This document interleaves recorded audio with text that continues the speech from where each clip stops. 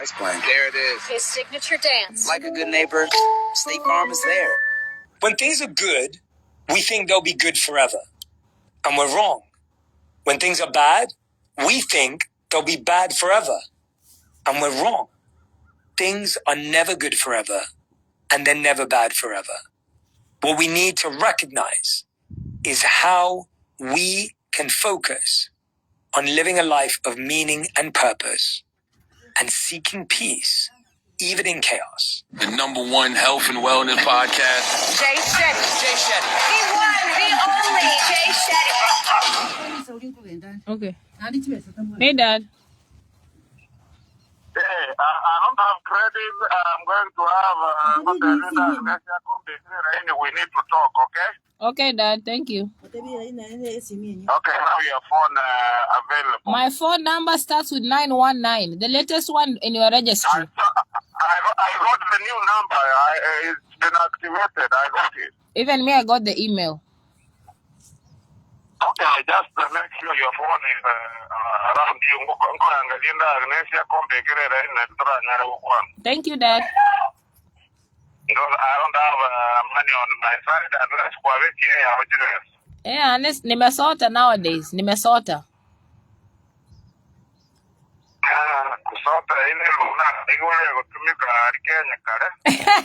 Hey. Don't bring that junk language to the States. Hapa ni mahali pa majuu. Sio pa kusota. Texas no chivesa chile Carolina chetindo chivesa. This is America, my dear. Mom, I will sweep, please. I will sweep. Nko iwande. Etukia hoteli bialero. Okay, Dad. So I'll wait for your call. Okay, not too long for. Okay. Yes, I can go 6 o'clock. So I talk about time. Another 2 hours. Can I? 2 hours behind in Seattle. Nara mwakere this morning. Na akere what to call kamis agante please call me. I called at like midnight. Akabuata nare na mwakere this morning tara abuata.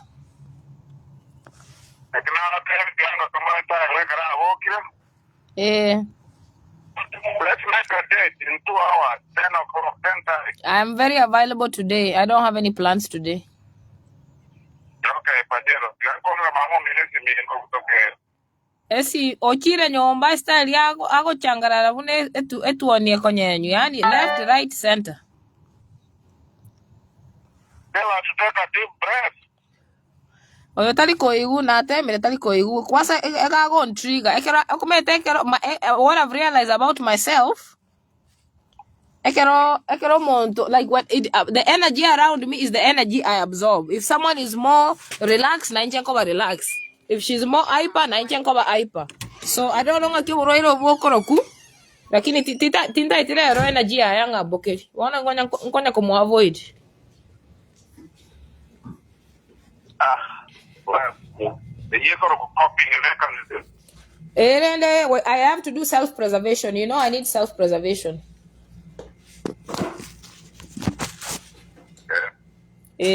So, yeah, I don't think she's even ready to talk. Maybe when she's in the car, she's driving, she can talk. Right now, she's just like too much energy.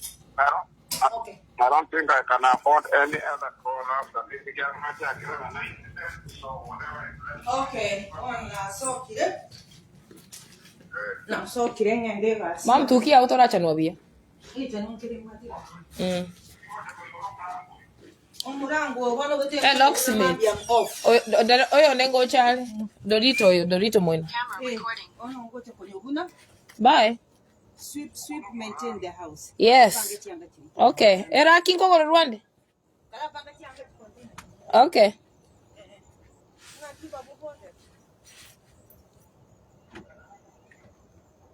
Stop doing that. Stop. I don't want that. You are trespassing. You know I hate that. I don't like it. Stop. Camera recording.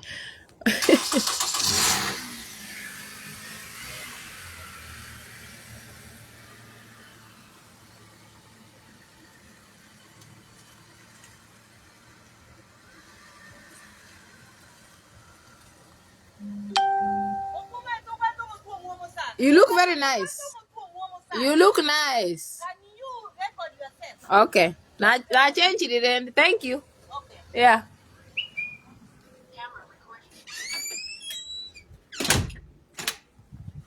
Home Alone. Let's go. Time to learn. Hey everyone, it's Jay Shetty, host of the On Purpose podcast and author of New York Times bestselling book, Think Like a Monk and 8 Rules of Love. If you haven't read either of those books, I hope you go and grab a copy to learn about mindset, peace, purpose, and love, relationships, and dating. But today I'm talking to you about 8 things I wish I knew before I was 30. I'm 37 now, and I've learned so much up until this point in life, but there are certain things that I know could have saved me time, money, and energy before I was 30 years old, and I want to share them all with you. If I could sit my 20-year-old self down for an unfiltered conversation, here are the truths about people, work, and life that would have saved me years of stress, overthinking, and wasted energy. These aren't cliches. They're counterintuitive lessons from psychology and human behavior that will change how you live, love, and work. Let's get in. Lesson number 1 is people aren't thinking about you as much as you think they are. I want to talk about something known as the spotlight effect from Gilovich in 1999. He said that we overestimate how much people notice or judge us, when the truth is most people are too busy worrying about themselves. Now, imagine walking to work with a giant coffee stain down the front of your shirt. You feel exposed, humiliated. You swear everyone's staring, whispering, judging, gossiping. You spend the whole day shrinking into yourself. But here's the twist. When psychologists at Cornell University actually tested this, they found almost nobody noticed. In their famous Barry Manilow t-shirt study, students were asked to walk into a room full of peers wearing a bright, embarrassing Manilow shirt. The wearers were convinced half the room would notice and remember. But the reality, only about 20% of people noticed at all. The truth is, we all live under what psychologists call the spotlight effect, the belief that everyone is watching us, when in reality, most people are too busy worrying about their own coffee stains, their own insecurities, their own spotlight. Now, here's why this matters. You're not being judged as much as you think. The audience you imagine doesn't exist. The world isn't scrutinizing you. It's scrolling past, lost in its own self-consciousness. The spotlight is in your head. And once you realize that, you can finally step on stage, take the risk, wear the stain, because no one's watching as closely as you think. Stop chasing approval from people who don't even know themselves. Stop performing for people who wouldn't show up if you fell. Stop editing your life for people who aren't even paying attention. Stop carrying the weight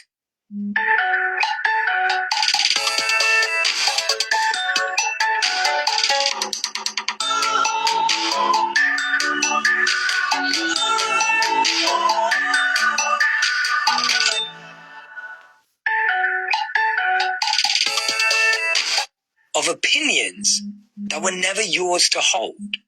Stop shrinking your dreams to fit someone else's comfort zone. And stop letting silent critics rent space in your head for free. Stop confusing someone's opinion with your own reflection.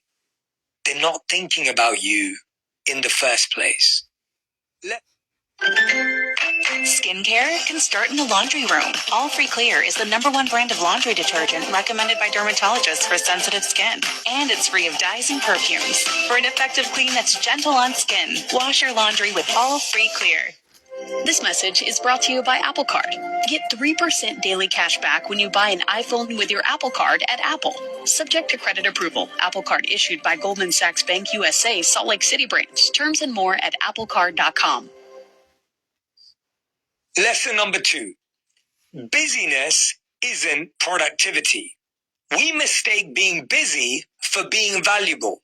This is something in psychology known as the effort heuristic. We all know what it feels like. We think if we're working 12 hours a day, we're winning, we're moving forward. But the reality is, you can hustle 12 hours a day and still not move forward. We have to measure progress in outcomes, not hours. Have you ever caught yourself bragging about how busy you are? Or maybe even trying to make yourself sound worthy? You might say, I worked 12 hours straight. Hey, I had back-to-back meetings. I barely slept this week. We wear busyness like a badge of honor. But psychology has a name for this mistake, the effort heuristic. It means we assume that if something took more effort, it must be more valuable. But that doesn't always fit. Researchers asked people to rate 2 paintings of the same artwork. One was described to them as taking 4 hours to make. The other was described as taking 26 hours. Guess what? People rated the 26-hour painting as more beautiful, more meaningful, more worthy of praise.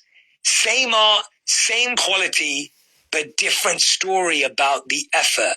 We all think if we're working longer, we should be rewarded more. If we're working harder, we should win more. If we're doing more, we should get more. But here's the problem. Just because something takes longer doesn't mean it's better. A 12-hour workday isn't proof of impact. A never-ending to-do list isn't proof of progress. Exhaustion isn't proof of success. Busy is not the same as effective. So here's the takeaway. Don't measure your value by the hours you burn. Measure it by the results you create. Don't ask, how hard did I work? Ask, did my work actually matter? Because at the end of your life, no one's going to hand you an award for most hours spent looking busy. But you will remember what you built, what you changed, and who you became. Start remembering, you're not valuable because you're busy. You're valuable because you're you. Stop measuring your day by hours instead of outcomes. Stop filling every minute so you don't feel like you're falling behind. Stop mistaking exhaustion for evidence that you matter. So many of us are so conflicted by that. It's time to work smart. It's time to work effective, not just hard. Lesson number 3. Your friends will change, and that's not betrayal. There's a psychological term known as socio-emotional selectivity theory. As we age, we prioritize depth over breadth in our relationships. Losing friends, as hard as it is often growth, not failure. Look, this is how it works. When you're in your 20s, your inbox is insane. You've got group chats, classmates, colleagues, Friday night plans with people you barely know. Your social world feels infinite. But something fascinating happens as you get older. Psychologists have studied this for decades, and the data is crystal clear. Your social circle shrinks. Not because you're failing, but because your brain is recalibrating. This is called socio-emotional selectivity theory, a concept pioneered by a psychologist at Stanford. She found that as people age, or even just perceive their time as more limited, they stop investing in endless social expansion. Instead, they prioritize fewer, deeper, more emotionally meaningful relationships. In one study, they tracked people's relationships across their lifespans. Young adults reported wide networks with lots of acquaintances. older adults consistently reported smaller networks, but also higher satisfaction in those relationships. What was even more striking was that the older adults had fewer conflicts and reported greater emotional stability. It isn't age that changes us. It's how much time we believe we have left. When time feels expansive, we chase novelty and variety. When time feels expensive, we choose intimacy and depth. That's why your 20s feel like you're collecting people, and your 30s, 40s, and 50s feel like you're filtering down to the ones who really matter. I think a lot of us, when we're losing friends, when we grow apart, when we drift apart as we get older, we may start to judge people. We may think people change. We may think that we did something wrong. The reality is people have less time. They want to focus more on the relationships that matter, and this becomes a natural evolution in life. If you're feeling guilty that your social circle is shrinking, don't. It's not failure. It's what moving forward looks like. It means your brain is getting wise enough to realize a small circle that feeds you is more valuable than a large circle that drains you. A small circle that tells you the truth is better than a large circle that tells you what you want to hear. A small circle that celebrates you in private is better than a large circle that claps only in public. A small circle that challenges you to grow is better than a large circle that keeps you the same. You can have less friends that bring you more joy. Don't get it confused. Want to save big on your holiday shopping? This November, Bob's Discount Furniture is unboxing unbeatable values on styles for every room, every week. We're talking everything from markdown outlet and clearance exclusives and Bob's must-have customizable modular sectional to top-rated customer favorites and tons of your favorite pieces for just $9.99 or less. Oh my Bob. So stop in, shop online at mybobs.com and stay tuned for Bob's next holiday unboxing. Lesson number 4 is discipline is easier than motivation. Most of us think that what we need to change our lives is more motivation. The amount of people that come up to me and say, Jay, motivate me. Can you tell me something motivational that will change my life? We all feel if I could just feel more motivated, I'd go to the gym, start the business, eat better. But here's the counterintuitive truth. You don't need more motivation. You need more discipline. And discipline doesn't mean willpower or toughness. It means designing your life so the right choice is easier than the wrong one. Let me say that again. Discipline is designing your life so that the right choice is easier than the wrong one. Your systems are helping you make hard choices more easily. Psychologists call this ego depletion. Every decision you make, from what to wear to what to eat, drains your brain's self-control battery. By the time the evening comes, that battery is dead. How many of you have felt this before, right? You've been making decisions all day. What to wear, what to eat, meal prepping, what to cook, what to make for lunch, what to make for dinner. Then you've got, what color does this slide deck need to be? I haven't made the accounts balance up. I haven't replied to my mom. I haven't called my friend. I haven't texted this person back. I've got to update my dating profile. It's exhausting. And that's why motivation isn't reliable. Motivation fades with your mood. Discipline survives with your systems. It's why President Obama only wore 2 suit colors as president. Why Steve Jobs wore the same black turtleneck. They weren't lazy. They were protecting their discipline. They cut small decisions so they had energy for the big ones. This is known as something called decision fatigue. So many of us get tired making so many small decisions all day that we don't have energy for the big ones. Keep your energy for the big decisions in life. People spend more time planning their wedding than they do making sure the person they're marrying is the right person. People spend more time getting their degree than making sure the job they choose is worthy of their qualification. We waste so much more time in getting something than we do for preparing for something. Stop waiting to feel motivated. Start setting systems that make discipline feel natural. Lay out your clothes the night before. Put healthy food where you can see it and take away all the bad stuff. Block websites that waste your focus. Because success doesn't come from chasing motivation.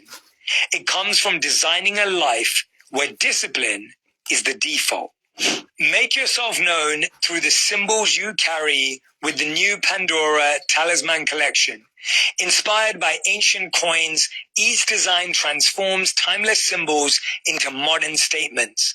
Inscribed with powerful Latin mantras, Pandora Talisman represents strength, love, and resilience. Wear one as your personal statement or layer them on Pandora necklaces and bracelets to tell your story. Pandora Talisman. Words to live by. Now available in-store and online at pandora.net. Lesson number 5 is that most of your fears are memories, not threats. The fear you feel today usually belongs to yesterday. When you feel fear, your brain tells you it's about this moment. But most of the time, it isn't.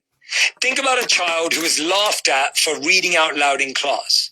Maybe you went through something like this as well. Years later, as an adult, they're asked to present at work. Suddenly, their heart races, their palms sweat, their throat tightens. They think, I'm scared of public speaking. But the truth? They're not scared of this meeting or presentation.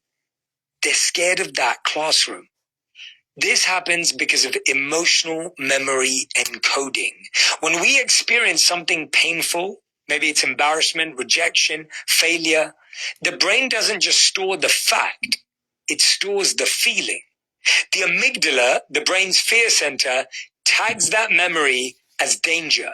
And the next time anything even resembles that situation, your body reacts as if the past is happening again. Maybe you had a really uncomfortable experience in water when you were young. Now, every time you get into water, whether it's the ocean or a swimming pool, you feel tight-chested. That's why the fear you feel today often belongs to yesterday. They're not about real immediate threats, but about old memories being triggered. In fact, research on the amygdala found that fear responses are often 2 to 3 times stronger when tied to past emotional memories than faced with new situations. So the fear in your chest isn't always truth. It's often a memory replay. You're not afraid of the presentation. You're afraid of the old humiliation. You're not afraid of love. You're afraid of the heartbreak that came before. Here's the takeaway. The next time fear shows up, ask yourself, is this fear about now, or am I carrying it from then? Because once you see that most of your fears are echoes, you can stop letting yesterday control today. Stop letting people who hurt you years ago hurt you again today. Stop letting old wounds cause more pain than the moment itself ever did. Stop letting memories control moments that deserve a fresh start. Stop letting yesterday's rejection steal today's confidence. Stop letting a single chapter convince you the whole story is broken. Stop letting the past keep winning when the fight is already over. What I want you to think about with that is that whenever you come up against something, frame it back. Recognize where it comes from. We have to cut it at the root. You're not going to solve your life by only getting over the symptom right now. It's by cutting it at the root. Figuring out where it started, figuring out where it came from, almost tracking it back helps you cut it right there and then. And it can transform your life. Because so many of us are not taking risks today because of pain we felt in the past. So many of us are not taking on challenges today because of hardships we had in the past. So many of us are not trying things today because of failures in the past. You don't want to let your past have such a tight hold of control over your present and your future.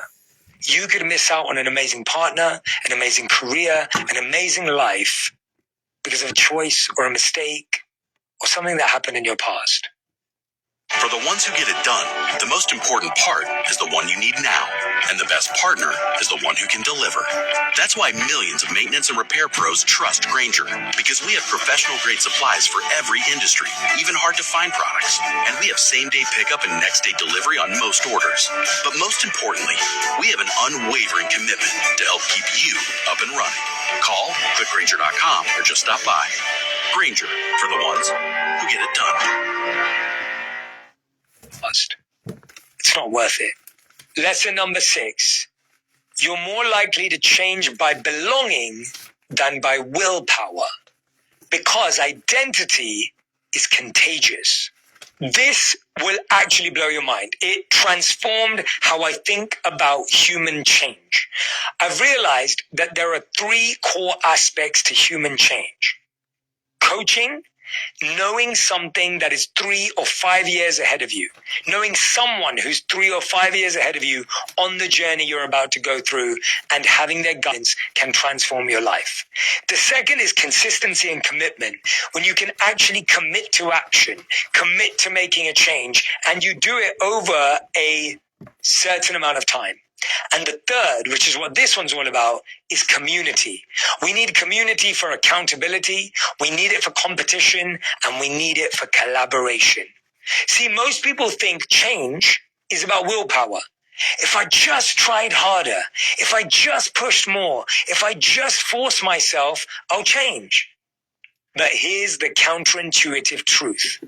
You're more likely to change by belonging than by willpower, because identity is contagious. A few years ago, researchers studied why some people quit smoking successfully and others relapsed. They found something surprising. It wasn't the strongest-willed individuals who succeeded. It was the ones who changed their social circles. If you were surrounded by smokers, your chance of quitting dropped dramatically. But if your spouse quit smoking, your likelihood of quitting jumped up. If a close friend quit, your odds went up. Same habit, same nicotine, different environment. Why? Because we adapt to the norms of our group.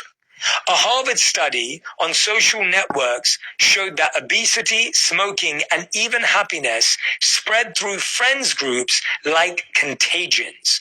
If a friend of yours becomes obese, your own risk increases by 57%. If a friend becomes happy, your own chance of happiness rises by 25%. Willpower didn't spread. Identity and connectivity did. So if you want to change your life, stop asking, how do I get more willpower? Start asking, who do I need to belong to?